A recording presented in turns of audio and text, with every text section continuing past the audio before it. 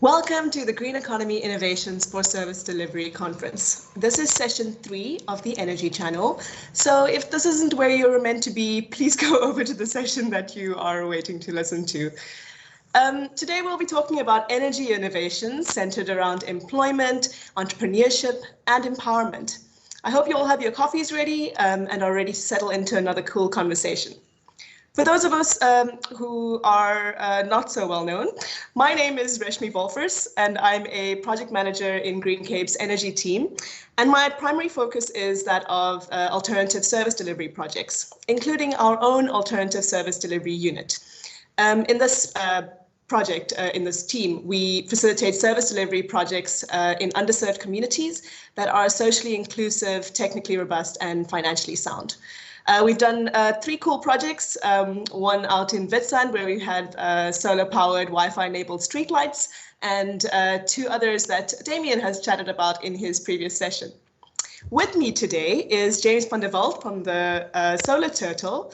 Welcome, James. How are you doing? Were you affected by the fires that have been devastating Cape Town? Well, I'm in Stellenbosch, so I'm actually here in the Bundus, just outside the outskirts. I'm in the mountains. Fires around me happens all the time, so I'm well familiar with it. We've had the fires to our front door in the past, so I know how it feels. It's dreadful. I am so devastated about UCT's library. I think, oh my goodness, all those ancient books and things that you simply cannot read. That's pieces of history that's gone forever and ever. That is devastating.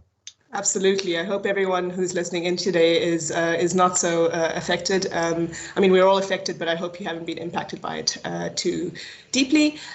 Before we get into the nitty-gritty of the topic, James, please tell us a little bit about yourself. How did you find yourself in the energy sector, and particularly in alternative energy sector? I mean, it's not something that little boys grow up dreaming to be a part of. No, definitely not. It was definitely not on my horizon at any point when I was growing up. It is something, I guess, that you grow into. You start feeling the passion. As you learn more about the world, you start seeing more and more about the wrongs of the world. And at some point, you need to be a responsible citizen and say, like, you know what? I'm not going to be a fireside preacher. I'm going to now say, get my hands dirty and just climb into it. Enough waiting for people to solve the problems. Just do it. Even though I have no clue what I'm doing, I'm sure I can learn along the way. I'm an engineer from trade. I started my career as a software engineer, so I did a lot of work in various industries, from avionics to finance and all sorts of things in between as well. But, you know, I saw this revolution happening, you know, the energy revolution and disruption. I think this is pretty much the defining characteristic of our age that we live in, is disruption. As soon as you think this is how it works, tomorrow it doesn't work like that anymore. So a disruption is a lovely way to, 1, shake out all those old things that doesn't work anymore, and 2, it gives opportunity for new things to grow. So change is hard, and it is difficult because we like our comfort zones. We like how it always used to work, but progress is good. And now energy is one of those big industries that's having a massive disruption.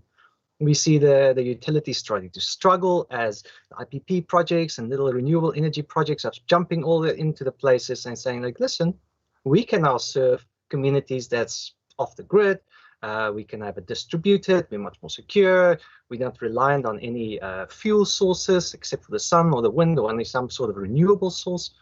So there's definitely a need for the shift. So when I saw it, like, oh, I really want to be part of this. Well, you've definitely found yourself in a very challenging and disrupted industry as well. So thank you, James, for that intro. I mean, it's a great segue into what our conversation today is going to be about in terms of how we can build innovative projects that are adaptable to the need and which, of course, serve a greater purpose. So we've been engaging with different municipal departments to understand what kind of services should be introduced in informal settlements. But something that keeps on coming up is that we need to be flexible enough to adapt to a fluid situation on the ground. And this is something that, you know, especially large systems like metropolitan municipalities, for example, would really struggle to do, because one, for example, there's many units trying to do a similar thing, but also there is the population that that municipalities are trying to serve are also incredibly large and diverse. As a company that's grown and changed over time, and one that hasn't really remained stagnant in their offering, I'd love to understand why that is, and how you've inculcated that into your system. But first, I mean, just start off. How was Solar Turtle even born? All right, so let me just quickly give a quick overview about Solar Turtle. So the idea of Solar Turtle is, like I mentioned before, renewable energy to inspire change. So we want to find women and youth in rural communities or in less privileged communities where there's a need for energy and connectivity. So those are the two areas that we're focusing on, and say, let's, instead of just saying, here's a grid connection, here's what you need, let's say, let's cut out the big municipalities, the ESCOMs and so on. Let's rather start small little businesses. And let's say the idea of circular economy. I think this term has always been thrown around a lot, but that is ultimately what it's about. How can we start businesses in the communities to serve themselves? So the money that they make can come in from their jobs and wherever donations doesn't just straight away flow out of those communities, leaving them impoverished as always. As soon as you're putting a business, that little business grows. Now here comes the important part. That little business grows and it inspires the next generation of entrepreneurs. And I think that is really what we're after. And so the Turtle's tagline is inspiring renewable development across Africa. And I think that inspiration part is really the sustainable part. I mean, listen, as a company, as a person, we can't change the world's problems. All we can do is plant seeds. So you plant as many seeds as you can. Some of them will grow into trees, some of them won't. But that's just how nature works.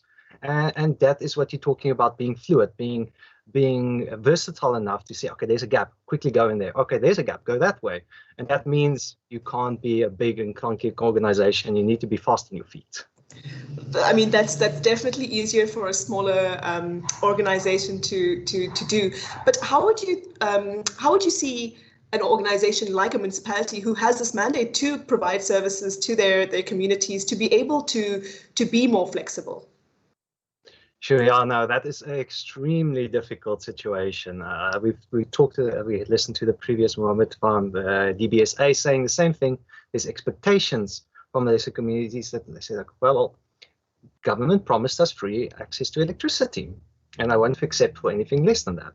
So there's not, how do you make something like free sustainable? Well, simple answer, you're not. You're going to then have to get external donors, or you're going to have to get money from taxes or some sort of other way to subsidize the system, which we also mentioned in their program with the home solar kits, where they have to subsidize and then only try to get enough revenue to keep it up and running and maintenance. So you see these little plays like that. And I guess that is the best advice for municipalities. Find that middle ground. To be totally self-sustaining, like I said, you can't ask for the poorest of the poor to lift you up. Your job is to lift them up. No, for sure. So I mean, I suppose it is that accepting that you can't do everything yourself, and perhaps your system isn't meant to do that. Maybe you should be holding hands with somebody who can change more quickly on the ground and adapt to the need, like yourselves. So Solar Turtle has you've developed adaptable solutions to reduce energy poverty. You've managed to empower women at the same time, and you've really created employment, but also, as you mentioned, the entrepreneurship opportunities at the same time. But in order for us to be adaptable to a need, we obviously have to take two steps back and understand first what is that need. So, please tell us a little bit more about how your Solar Turtle has been adapted over the years, and why you've had to adapt over the years. Yeah, now here's a long story, because now it starts way back when. So I think the original idea is sparked with my first real big introduction to renewable energy, and that was wave energy. So I was on a tour, and I was going to this little island, and they had a big wave generator there, and they were experimenting with these things. And I'm sitting on this big passenger boat. I saw it in the statistics, it can hold 40,000 people, it weighs so many tons, and we're sitting in the harbor, which is quite sheltered, and I constantly seeing the boat going up and down. I said, like, goodness, as an engineer, if you lift something that's 40,000 tons every couple of seconds, that's immense amounts of power right there. Surely that must be used in some way or fashion. And this was more or less 2009, when the economic crisis not just happened, and then suddenly the unemployment spiked, and there was lots of people going into this and off their jobs, and there was now a need. So I said, like, and back then I said, like, well, there's a need. People need electricity. It's not gonna go anywhere. So we have a need. We have people that's unemployed. Surely there's a job for them. If they can get into the energy sector, then we can employ these unemployed people, producing energy need that's actually creating value, which is what a business is about. So the business will be able to support these unemployed because now it's selling a commodity, which is electricity. So that's the basic concept of it. So like, all right, I have these two things. I somehow need to make these things bridge to each other. How do I get people that don't have any way to go, don't have any jobs? How do I get them into the energy sector? I mean, all right, my first idea, all right, wave generators. That's the first thing I saw. Let's just go with that. So I went and looked at some ideas. So, all right, first of all, it needs to be obviously built by the community, because that's the whole idea of circular economy. So I looked at recycled bottles, stuff like that. Maybe I can build a wave generator out of components that you can find readily in your community. It was bottles, it was a small little turbine that you get from a washing machine type of thing. And I just had the little boys dipping up and down in the water, and they were turning a little turbine. So that was my very, very first little experiment. I started tinkering with that, throwing it into the ocean. I said, all right, now this is just a small little prototype. I don't know if this is going to even work in the larger scheme of things, but I need more help. I really need someone that knows energy a lot better. So I started phoning around. I got hold of NERSA. NERSA referred me to Stellenbosch University, who's got their Center for Renewable Energies. And I talked to Prof. Vickers van Niekerk, and he said, like, it sounds very good. You have this vision. You want to like bring renewable energy to communities, and you want to make it off grid. I respect that, you know, but I'm a mechanical engineer, and I see lots of flaws with this design that you've got. So, all right. He said, you know, the first thing you have to do when you do any of these things is you need to know the environment, know the players, and this is something that resonated with me. From a software and development industry, I've used to agile development, used to the idea of you design something, you see what's broken about it, you keep the good stuff, throw away the bad stuff, and do another iteration. You build and you build and you build. But there's a constant throw away everything, start again, throw away everything, start again. So I was happy with that idea that I might need to redesign everything. So I said, all right, wind next. Wave is not going to work. Wind next.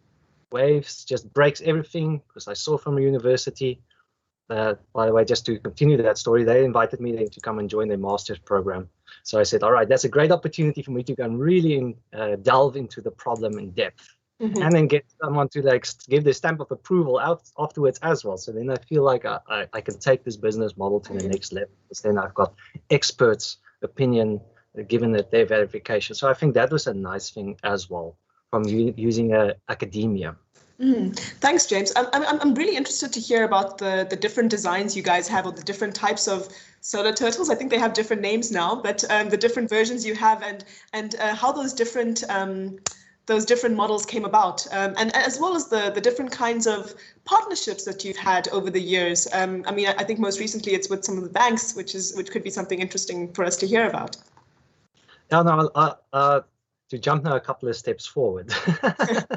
So yes, I quickly went to the university. I did my research there, and then my first product then was the Solar Turtle, which is a container-based solar power plant, if you want to call it. Solar kiosk is the common term, or solar energy station is also used. A little shop inside, solar panels on the outside, and then people can buy electricity from this little shop. Almost like you think a little internet shop. Take the container, plonk it on the ground, solar panels fold open, hence the name Solar Turtle, fold out of the shelf, and now we can make a little business in there. Now the next iteration, okay, that's very clunky, it's very big, it's very difficult to move. we need something more maneuverable. The investment was too big. All right, let's make it smaller. And this is now when we're doing the next iteration. We call it the Baby Turtle Project. So we produced one's called Sparks. And that is with the Departments of Science Innovation and Sanedi, South African National Energy Development Institute. So they funded this next stage of the development.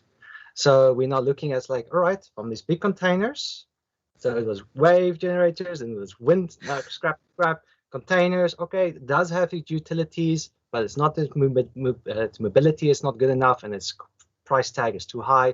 Okay, scrap, next iteration, smaller, more mobile, make it cost effective. How do we get more entrepreneurs involved?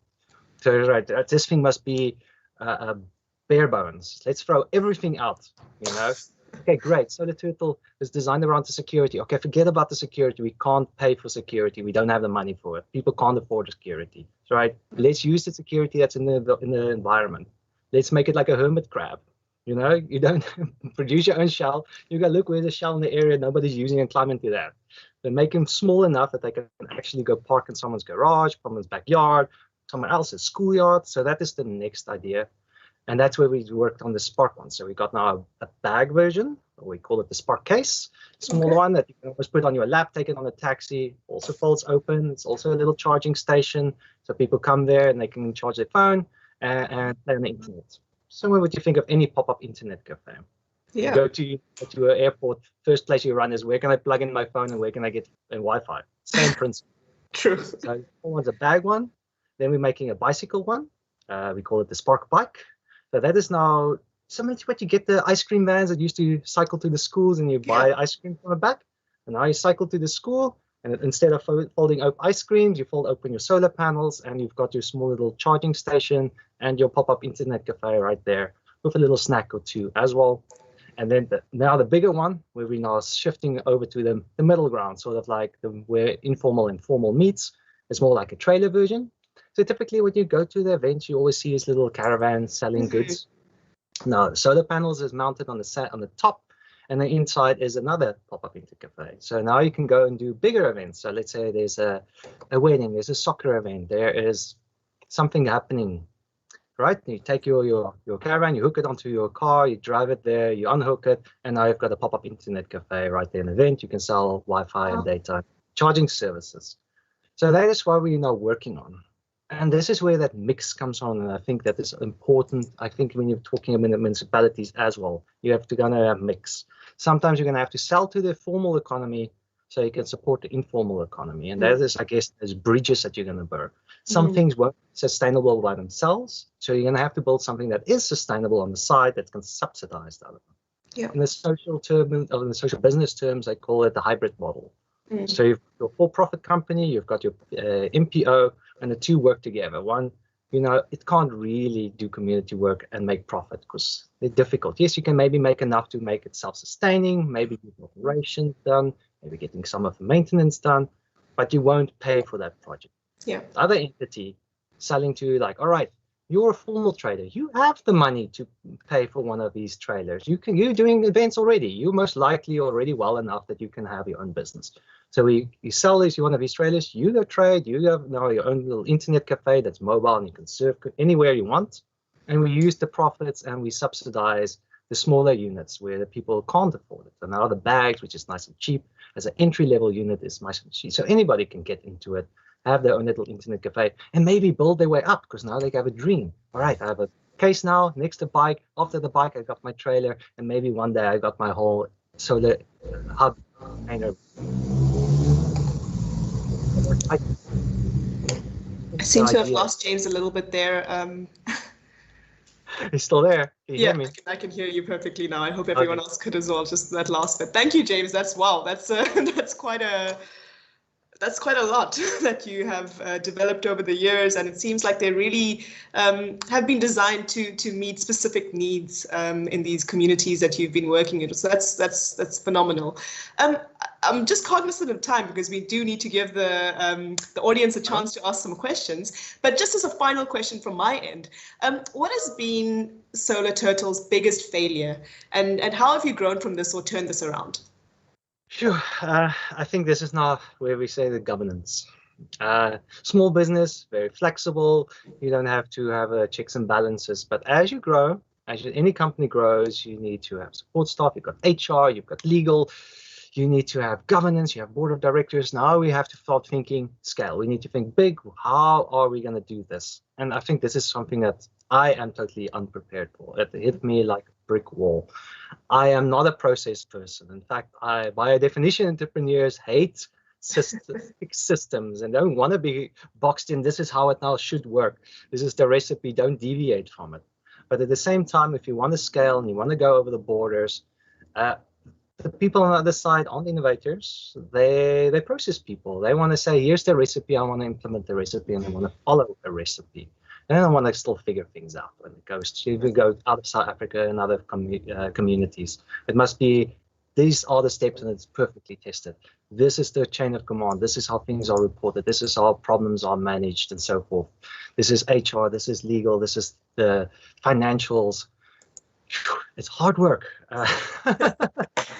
So I guess this is you get into with partners. You can't do all these things yourself, and watch out. You're gonna have a burnout if you try and do everything yourself, because simply you probably know you've got your strengths and weaknesses, and you need to be cognitive of those strengths and weaknesses. So roll with the punches. If you realize you can't do it, go get help. And sometimes that's scary because that means losing a measure of control. So I guess that is the difficult thing for entrepreneur, that next shift from a small company to a proper, now we're running it by the books. I think that's I think that's a lesson for anyone in this space, actually, and really it's, as we mentioned earlier, about municipalities also having to recognize what their strengths and weaknesses are, and finding those partners that can meet the difference. How can a municipality assist your business, for example, whether that's from a policy or regulation point of view, or any other perspectives that you can think of? Well, my general policy is we generally go to areas that doesn't have much of a municipality. Mm-hmm. We found the grid and those things competition to our business. So going more remote is usually a barrier for us, because that means we run it as a business. And but in spaces, for example, James, if I can just bring it back to the municipality, I mean, there are areas that the municipality can't provide traditional grid electricity to for a variety of reasons. It might be, on private land, or it might be on floodplains, or whatever the reason is. So you could still technically work within a municipality. And I think you have done some work in Delft and so on. So how can they help you better do business in these spaces?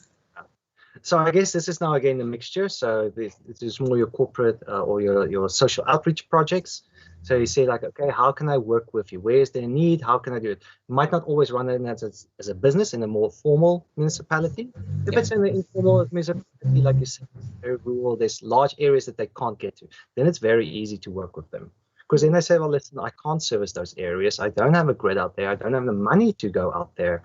As a bridge gap, won't Solar Turtle do that for us? And I think that is perfect where we fit into that starting phase. Before a microgrid starts in, before a normal grid starts in, is there a need for energy? What is the appetite of the community? What is the community like? So Solar Turtle is great for that early stages. We plant the seeds, we get the data, we see what is the people like?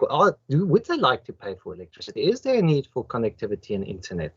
And once we have those figures, then we say, all right, now we can go to the municipality and say, listen, this is what's happening. This is the sales figures. Yes, there's obviously a demand for it. And out of our customers, we have so many returning customers. Therefore, if you're willing to extend your grid, now you can take this to the bank, which is that bankability we were talking about in the previous session. Use this as a research tool for your bankability type of thing. It's a much cheaper way than going and plonking down a microgrid and then seeing, oh, the customers aren't willing to pay for electricity, or there isn't a business model that will suit this community.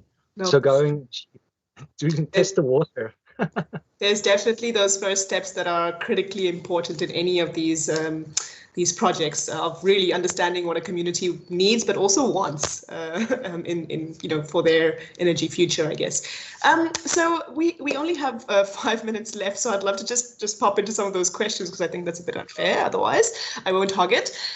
Where do you see this market segment in 10 years? And what are some of the major opportunities and challenges? Oh, goodness. Opportunities lots. I definitely seeing the shift continuing. We're seeing now new shifts in the telecommunication industry as well. So that was been a big thing for us. So we saw that Elon Musk is now busy putting millions of little spaceships up there, and so we're going to have a global internet. So what's that going to do to the telecommunication industry? Not alone, let alone what's already happening in the energy industry with its own disruption. Now we have two big disruptions happening. So you can either say, oh, I'm going to close shop, Vodacom, and those guys are going to suffer. I'm sorry. Or you're going to say, I'm going to evolve. I'm going to look at new business models like the solar turbine business model. Let's make it smaller, make it more dynamic instead of big towers and clumpy things. Millions of smaller little businesses and work like a school of fish together. Each one is independent, but they support one another. So I think that is the future. We're going to smaller is better, simpler is better. I think in Africa that's also worked very well in the past. We see taxis work better than the trains. There's a reason for it. Smaller is better, less complicated, less fingers in the pie. So I think that is really the way Africa is going to go. Challenges, I guess, we're working in Africa where systems aren't always up to scratch. We've had lots of trouble getting over borders. Corruption is everywhere. We've had our fair share of run-ins of those type of things. We say, no, you can't go into the border. You haven't paid this fictional license that I just made up. But, it's like, but why? So you have to learn little tricks of the trade, say, all right, let me not go through the border. I will hire someone from the other side of the border, come over the border, I'll give you the stuff and you take it over. Because if they see a local and say, all right, I know you're local, it's probably not going to be worth my while to try and swindle you with corruption. There's a little tip for someone. So these type of challenges, those things are hard. And you ask someone to do something and it doesn't happen, you're going to have to roll with the punches. I guess there is no easy answer for these things. Be fluid and don't take things personally. When things don't work, find another route, find another way. Yeah, I think that's definitely easier for smaller businesses than bigger entities. One last question: who holds the infrastructure risk with your projects, and how is it mitigated? Sure. Typically, we try now to do two things. One is to do the sales model, which is then easy. So whoever buys the little business, he owns the business. It's his responsibility to make sure that his business is taken care of. Obviously, we provide some infrastructure, put the GPS and so forth, make sure it doesn't move around. If someone steals it, we can track it down. But I mean, ultimately, you're the owner of your business. You take care of it. Second, we try to do a rental model. Then it's similar to what you do the car one. Say, all right, pay-as-you-go model. I can't afford one of these. Let me just rent one of your little businesses. But then we obviously put an overhead on top of it because then we put insurance onto it. So then they know that they're paying that rent, they're also paying a segment of it off to insurance. Right. So that's the other turn. And lastly, we call it like a in-house or our own franchise or employment model. Where we hire our own staff, we train our own vendors. It's not external. So then we have our fleet and we have insurance on our own fleet and say, you guys go and trade in these areas. If anything goes wrong, we'll have to go talk to the insurance guys. Mostly, we've been lucky in the sense that we are small. The more splashy you are, the more attention you drag. Right. So that's something to keep in mind as well. But ultimately, being in good books with the community, every time there has been issues, and there has been issues, there has been trying, and there has been mugging, and we have had those issues. But because we have on good terms with the community, usually they kick in and they come and help. And I think that is the important thing is you can't walk into a community and be unannounced and try and work there. Yeah. You're going to have to make friends there first. And it's really helpful to you as a business as well to do so at the same rate as you've just said. James, thank you so much for your valuable insights over so much experience that you've had in these communities and with your business as well. I think we've all learned a lot from you today. And if you're going to be sticking around for the networking, I'm sure there'll be a lot of people who do want to chat to you a little bit more. So thank you both. Thank you so much, and we will see you at the networking. Yeah, thank you very much. Thank you for your time.